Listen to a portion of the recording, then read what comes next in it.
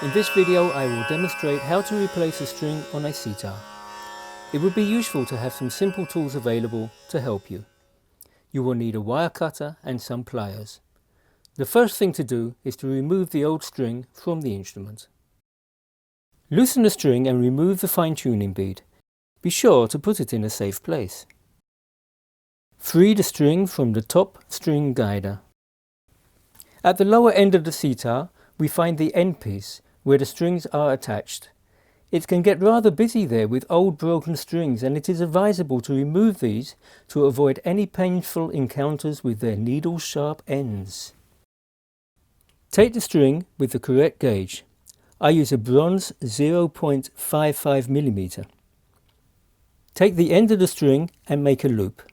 Place the end of the string over itself at a 90-degree angle, leaving a length of about 10 centimeters long. This is important to ensure a tidy wind. Keep the loop itself about 2 centimeters long. Place the loop over the tailpiece. Choose the correct slot on the bridge. Feed the string through the string guide at the top of the sitar and add the fine-tuning bead. Put the end through the small hole in the tuning peg. Make a 5 mm bend in the string. Place the string through the bend, then place the bend back into the hole and pull taut.